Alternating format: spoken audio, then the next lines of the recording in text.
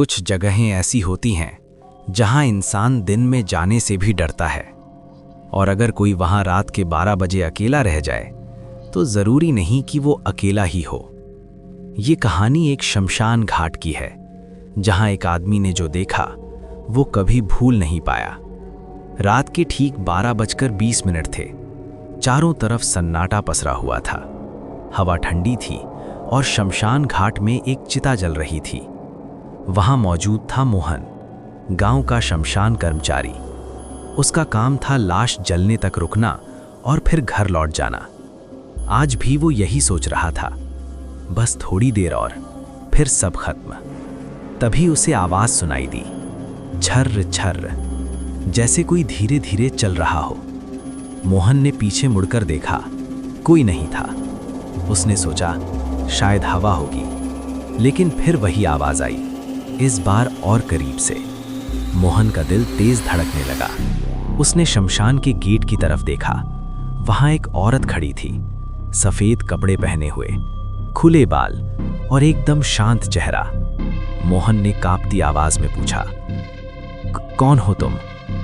औरत ने धीमी आवाज में कहा, मैं अपनी बारी देखने आई हूं। मोहन घबरा गया। यहां कोई बारी नहीं होती, ये शमशान है।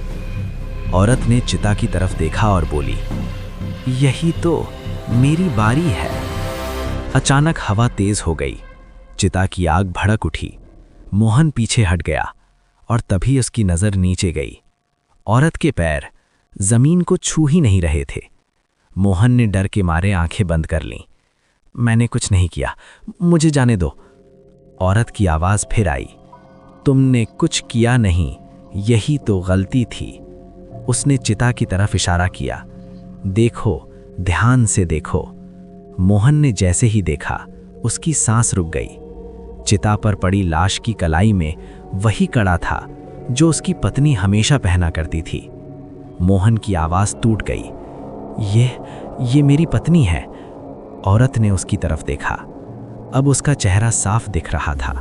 वही चेहरा, वही आंखें, वो उसकी पत्नी की आत्मा थी।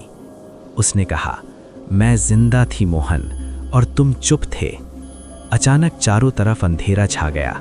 चिता की आग बुझ गई और आखिरी आवाज गूंजी, जो बोल सकता था और चुप रहा, वो भी यहीं रहता है।